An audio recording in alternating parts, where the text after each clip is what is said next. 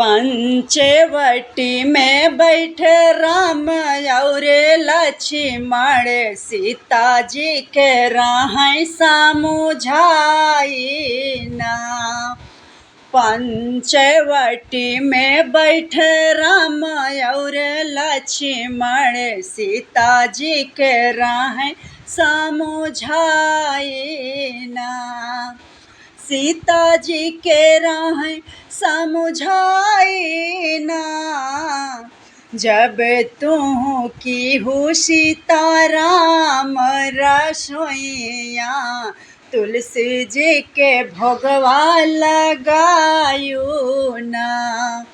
जब तू बनबू सीताराम रसोइया, तुलसी जी का भोगवा लगायू ना।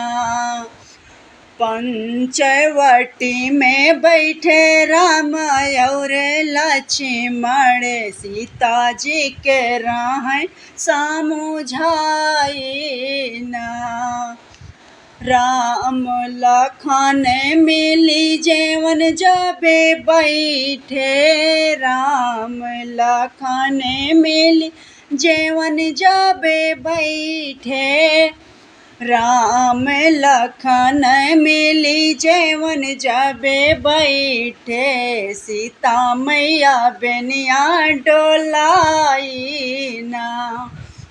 वाही समैया आवे सोने के हिरनवा, देखी सीता गईली लो भाई ना।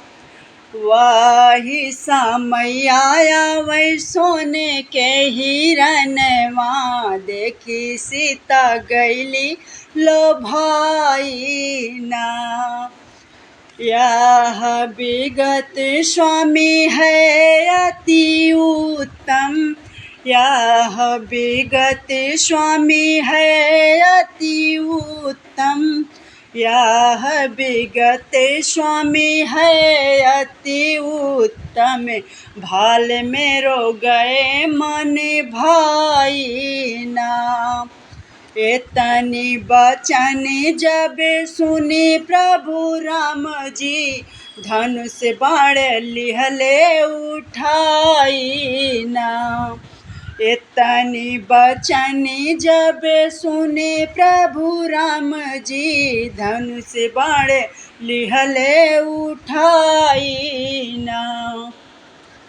दौड़ी भागे मृगवा तुरंत छल कीन्हा, दौड़ी भागे मृगवा तुरंत छल कीन्हा।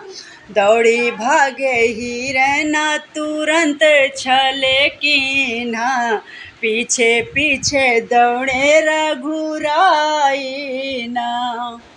बन बीचे जाई रामा मृगवा के मारे, लखन लखन चिल्लाई ना।